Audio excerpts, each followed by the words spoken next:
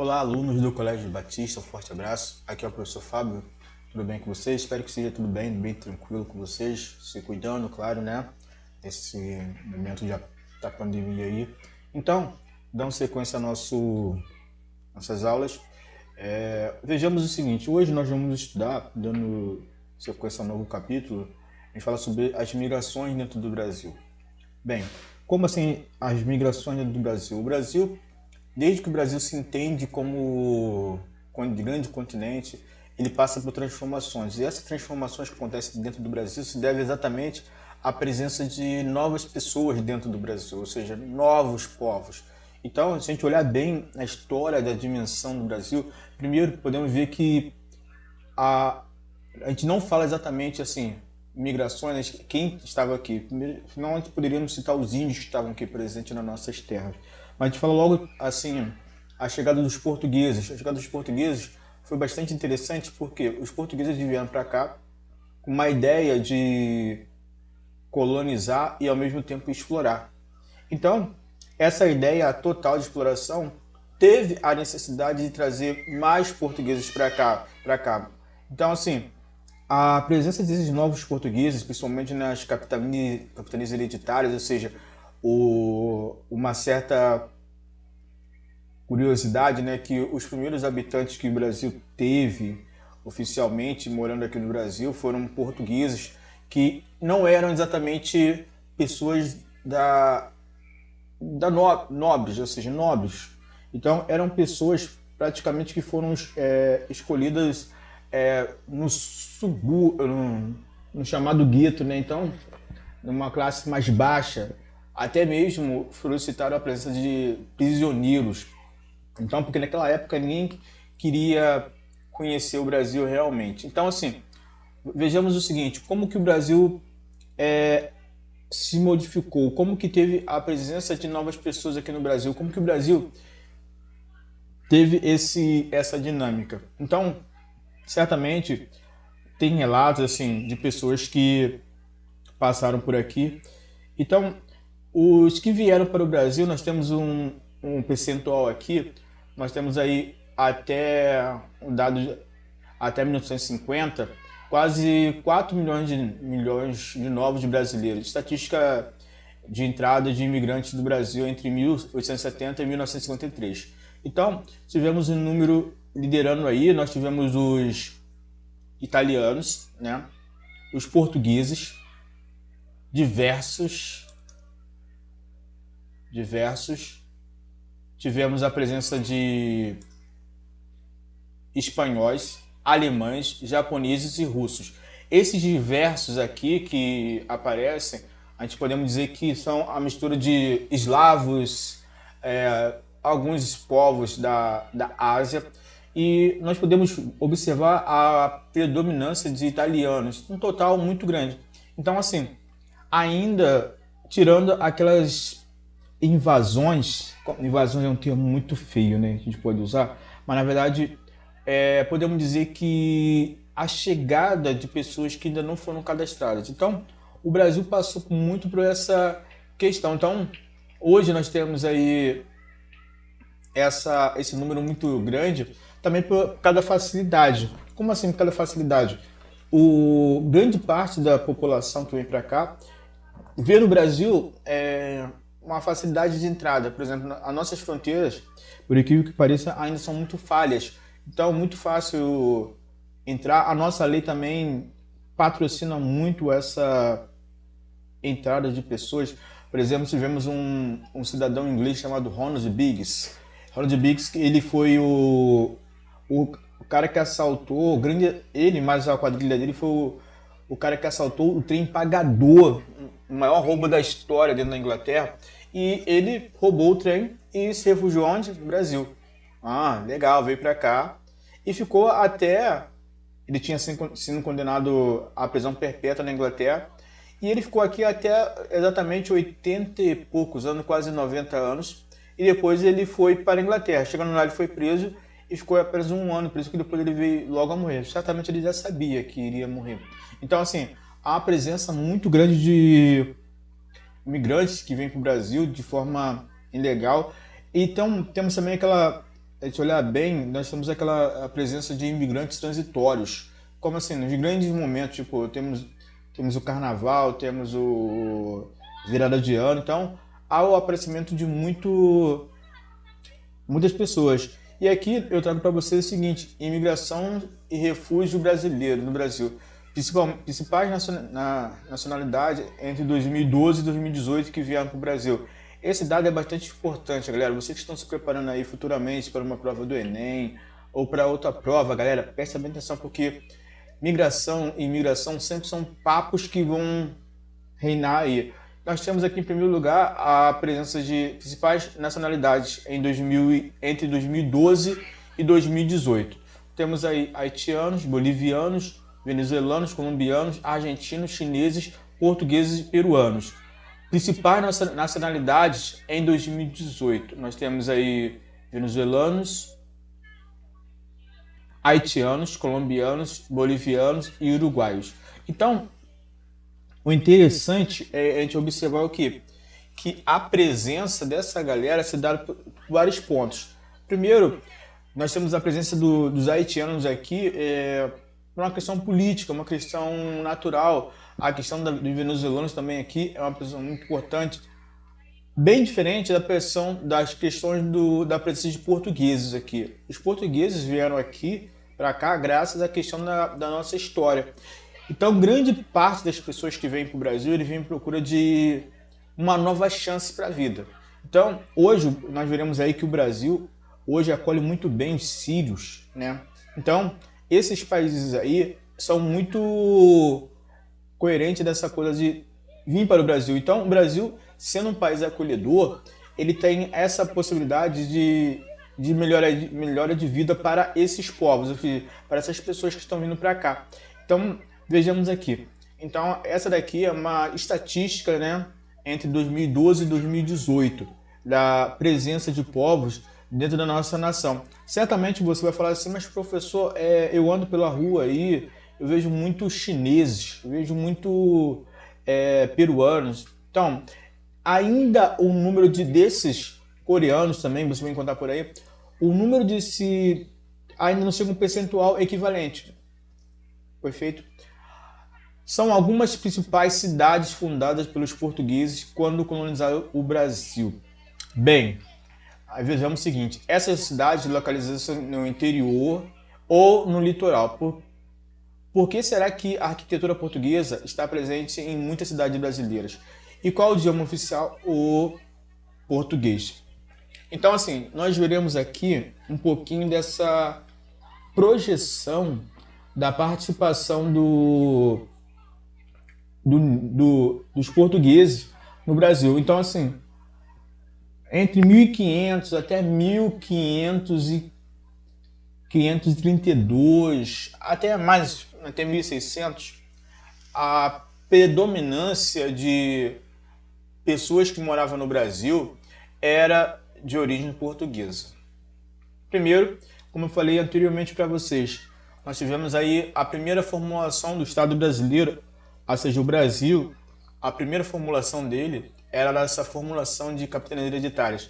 Então, cada faixa de terra foi dividida para um português vindo para cá. Qual era a intenção disso? A primeira ocupação aqui no Brasil era a tendência, tinha uma preocupação.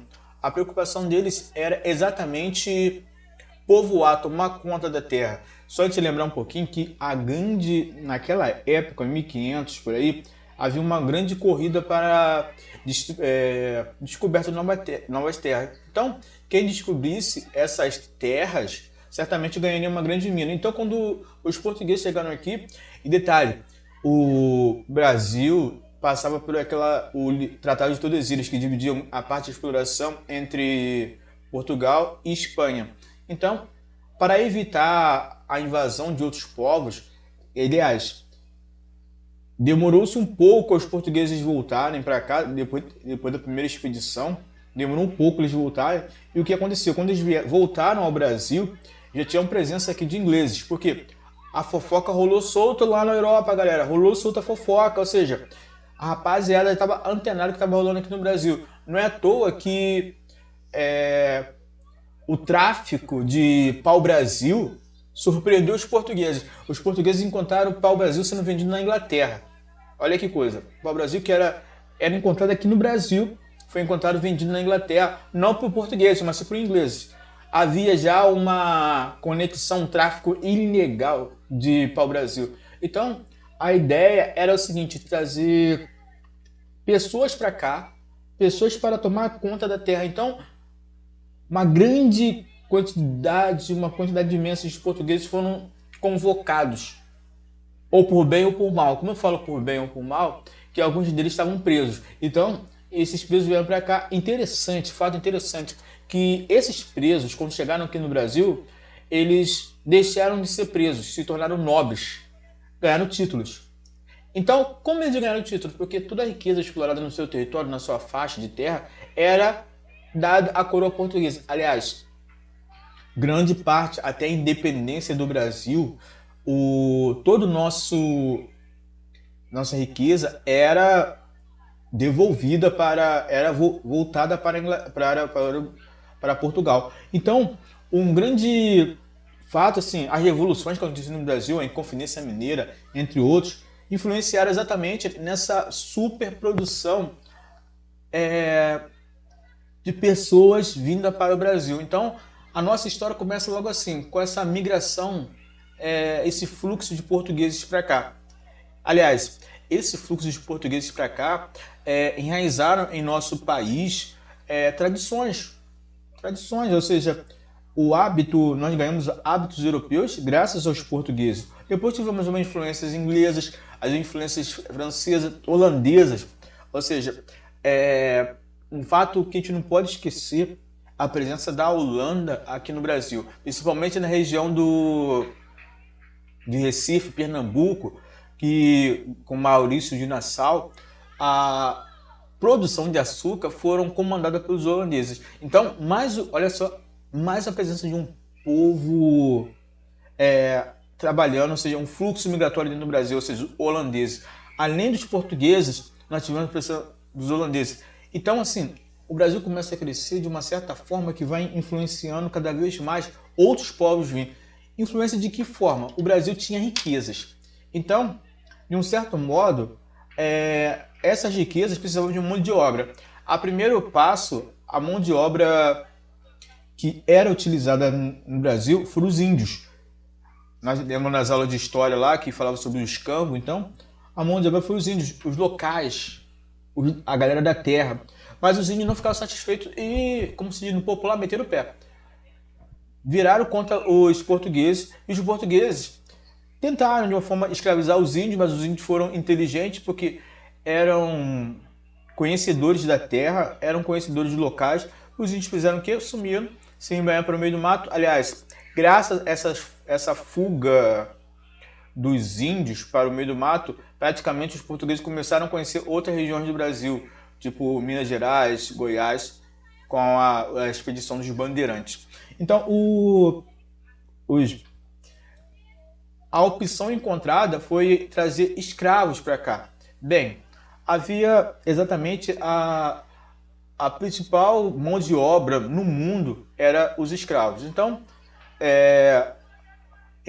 aparecem no Brasil os negros. Então, os negros vindo do continente africano, muitos deles capturados, muitos dias viajando, e vinham aqui para ser a mão de obra. Durante muitos anos, o crescimento econômico do Brasil se deve à presença do negro trabalhando nas fazendas, ou seja, os negros praticamente dominaram o cenário e nós tivemos aí grandes episódios do Brasil, as revoltas. Aí nós vimos o seguinte, que os negros eles vieram para o Brasil na ideia de formar exatamente uma colônia, ou seja, uma ideia de libertação, mas quando chegaram aqui eles esbarraram na truculosidade dos senhores de engenho. Então, praticamente os negros aqui eram tratados como objetos, muitos objetos, ou seja, quem lembra aí dos seriados, novelas que aparece a presença do negro sendo vendido nas praças públicas de acordo com o seu padrão corporal, de acordo com a sua arcada dentária.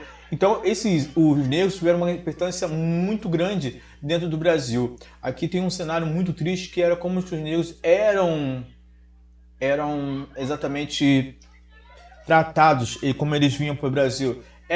Eles vinham exatamente num navio da MSC Turismo? Claro que não. Eles vinham no chamado navio negreiro. O navio negreiro era uma espécie de grande depósito de escravos. Então, o negro, quando ele chega aqui no Brasil, ele se depara com esse cenário. Mas depois, o fato interessante é que o negro começa a se adaptar aos padrões portugueses. Também os portugueses tinham uma ideia de alfabetizar e catequizar os negros, como eles queriam fazer com os índios. Eles acreditavam que os negros deveriam ter um tratamento mais adestrador. Então, assim, os negros vieram para cá, começaram a trabalhar na lavoura. Com a abolição da escravatura, aí começa a entrar em cenário exatamente o negro como um grande papel na sociedade. Então, assim, teve uma pequena mudança no nosso cenário nacional, porque o negro ele veio para cá e ele começou a trabalhar. Alguns deles, várias leis que nós tivemos aí, que ajudaram na libertação dos escravos. Então, só lembrar que a abolição da escravatura teve uma grande força da Inglaterra. A Inglaterra forçou o Brasil a libertar os escravos justamente por causa de quê? Da implantação da Revolução Industrial. As máquinas em si apareceram aí no cenário. Então, quando o negro é liberto, aliás, essa libertação dos negros vem com uma certa interrogação, porque muitos deles não saíram. Eles conseguiram liberdade, mas é aquela coisa, sair e ir para onde? Passei a minha vida toda trabalhando aqui. Ou você estava fugindo dentro do quilombo, ou... Então os negros, alguns deles resolvem ficar trabalhando perpetuamente dentro das fazendas, para os senhores de engenho. Então os negros em si, eles começam a ter um lugar palpável na sociedade brasileira, ou seja, há um fluxo migratório muito grande de negros para cá com a abolição da escravatura. Os negros começam a circular nos grandes centros urbanos, ou seja, como cidadãos brasileiros. E isso é interessante porque o Brasil começa a entrar a chamada miscigenação. Tínhamos aí os negros, tínhamos os europeus, aí você esbarra como assim nos europeus, a presença dos portugueses, a presença dos holandeses e agora a presença dos negros. E aí o que acontece? Com a abolição da escravatura, abre um precedente quem vai trabalhar, quem será a mão de obra dentro do Brasil. Então aparece logo depois os italianos. Bem, o que seriam esses italianos? Os italianos eles vêm para cá e a ideia dos italianos, quando eles chegam aqui, é trabalhar na lavoura. Para muitos fazendeiros, os donos de fazenda, os italianos seriam uma nova espécie de escravo, o chamado escravo branco. Mas na verdade, nós tivemos aí vários episódios. Aqui eu trago para vocês, antes de falar sobre os italianos, uma coisa interessante: migrações nacionais ou internas dentro do mesmo país. Então, assim, temos aí algumas siglas interessantes. Intra-regional é a movimentação entre regiões. Interregional, entre regiões. Intra-regional, dentro da mesma região. Interestadual, entre estados. Intraestadual, dentro do estado. Êxodo rural, saída do campo para a cidade, como todo mundo conhece. Isso daqui é o beabá da circulação. Êxodo urbano é quando você sai de um lugar para o outro. Êxodo urbano é quando você sai da cidade para o campo, isso é chamado êxodo urbano.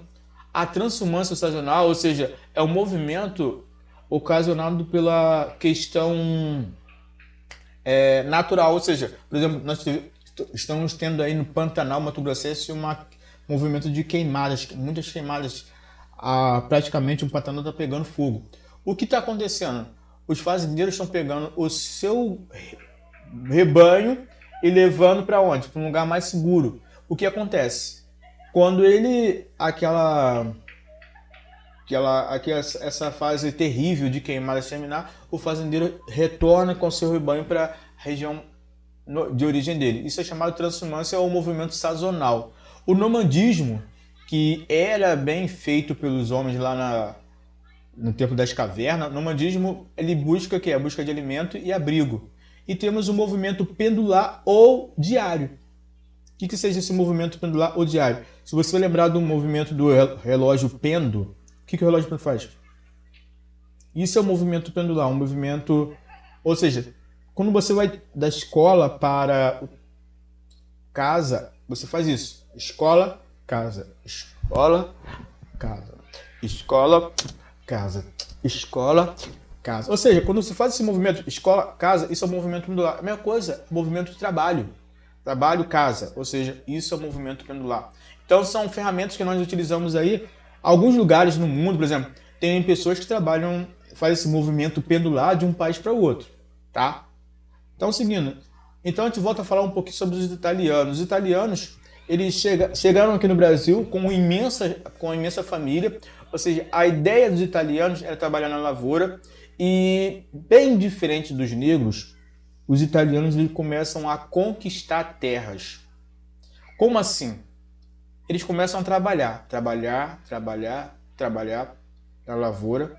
E aí chega um ponto do patrão não ter dinheiro para pagar eles. Ou seja, bem diferente do escravo. O escravo não recebia monetariamente, din-din, faz-me rir, não recebia. Então, quando vêm os italianos para cá, eles começam a receber? Não. Os italianos começam a barganhar. Como assim a ordem de barganha? Ó, senhor, eu trabalhei tanto aqui, você não tem dinheiro para me pagar, então você pode me dar esse pedacinho de terra aqui. Então começa uma barganha comercial muito grande, os italianos malandro, e chega ao ponto desses italianos ganharem terras, fazendas. E isso é o ponto interessante, que o Brasil, com a conquista desses italianos, o Brasil começa a ter problemas. Por quê? Um italiano fez sucesso aqui, então vários italianos começam a vir para cá. Então o governo brasileiro, justamente, ele formula uma lei que proíbe a entrada de italianos. Então, assim, porque os italianos praticamente estavam roubando a vaga ou roubando fazendas, não é um ato de roubar em si, mas dominando a nossa cultura. Ou seja, tivemos aí, principalmente na região de Vassouras, várias fazendas de café que foram compradas por famílias italianas. Então, assim, um dos cenários no Brasil que reinou muito tempo da migração foi a presença de grandes navios vindos da Europa com grandes numerários de italianos. Ou seja, o sonho do italiano ficar rico seria vir para o Brasil. Exatamente. Então, essa circulação no Brasil, o Brasil traz muita gente. Ou seja, isso a gente começa a ver a participação exata da população dentro do Brasil. Então, depois dos italianos, nós tivemos uma migração asiática. Por exemplo, nós temos o bairro da Liberdade lá em São Paulo, né?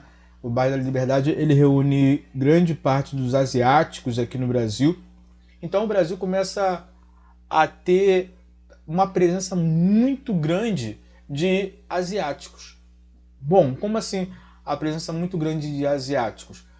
Tanto chineses quanto japoneses, eles começam a vir para o Brasil, principalmente no período da Segunda Guerra Mundial. Há uma migração japonesa muito grande para cá. Então o Brasil começa a receber uma nova gestão de pessoas. Ou seja, nós temos a presença do negro, do europeu, e agora nós temos a presença asiática. Então, o fluxo migratório do Brasil, podemos dizer que o Brasil se torna internacional. Como assim internacional? Com várias pessoas de várias nacionalidades circulando dentro da nossa região. Hoje, se a gente anda pelo Rio de Janeiro aí, Pavuna, São João de Meriti, centro da cidade, Barra da Tijuca, certamente a gente vai se esbarrar com um cidadão asiático. Isso é fato, sem dúvida nenhuma, venérico. Iremos encontrar pessoas. Então, Até o time do Botafogo tem um asiático agora, o Honda, né, gente? Vamos ver que chegou o Honda no Brasil.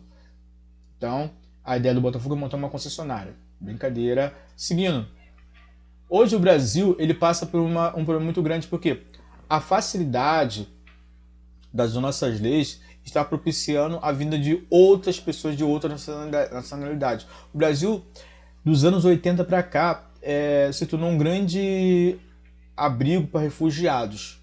É um outro tipo de migração. Como assim? Os refugiados são aqueles que estão vindo fugidos de guerras, situações de fome. Então, nosso vizinho aqui, a Venezuela, ela está exatamente fazendo que muitos venezuelanos venham para o Brasil. Ou seja, a situação de calamidade na Venezuela é muito triste. Por que triste? Pessoas que têm a sua empresa, têm o seu engenheiro, pessoas altamente formadas, engenheiros, estão largando exatamente a Venezuela para morar em praça aqui no Brasil. Eu vi um relato no outro dia de um cidadão venezuelano que está morando lá no Acre, em Rio Branco, numa praça, e ele trabalhava numa alta empresa da Venezuela, e aí ele foi perguntado por que ele veio para o Brasil.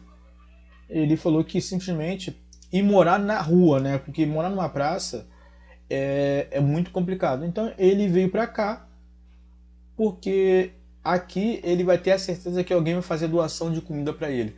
Isso é um relato muito triste. Então o Brasil se torna tem um fluxo migratório muito grande de refugiados hoje, principalmente o pessoal da Venezuela.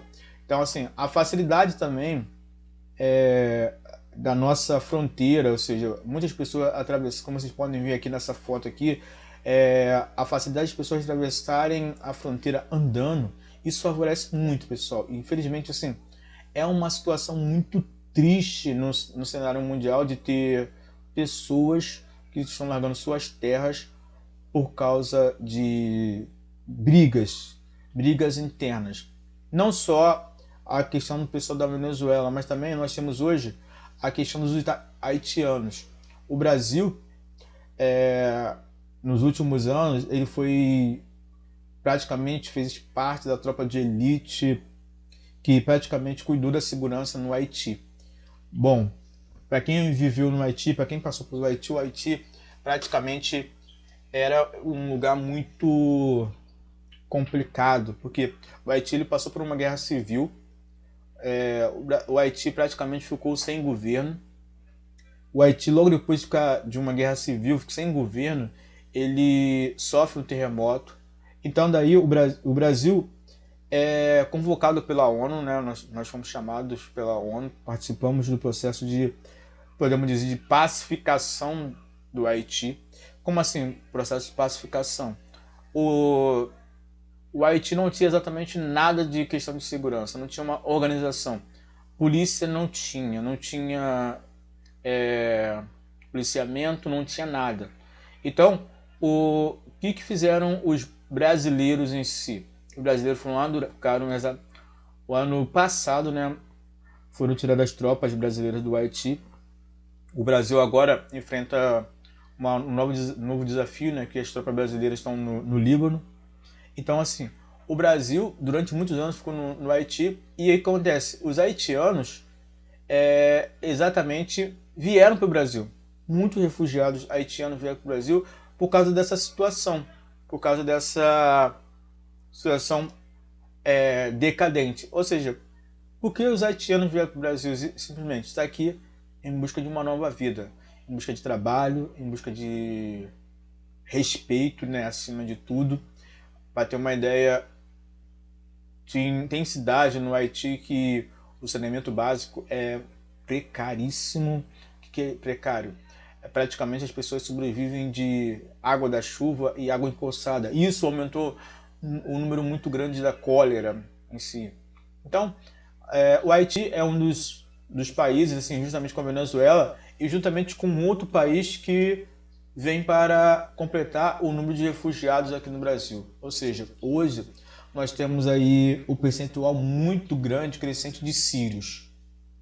Os sírios, todo mundo está sabendo que a Síria passa por esse momento de guerra civil, momento onde que todos são convidados a sobreviver num cenário de guerra, onde de um lado temos o governo sírio e do outro lado nós temos o Estado Islâmico, e no meio desses dois tem uma presença dos russos, dos norte-americanos e a população sofrendo.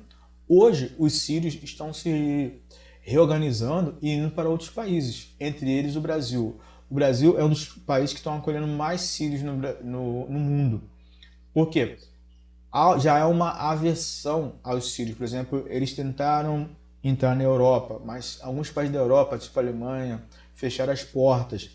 Espanha também fecharam as portas. Então, a presença do sírio é muito grande. Ou seja, se a gente prestar muito bem atenção, o fluxo migratório dentro do Brasil é muito grande. Há um cúmulo muito grande de pessoas participando da situação no Brasil. Hoje, graças à nossa política de boa vizinhança, a gente consegue, aos poucos, propor e manter para essas pessoas uma certa dignidade, uma certa presença. Certamente a gente conhece algum sírio e uma coisa que a gente não deve ter é a chamada xenofobia, gente.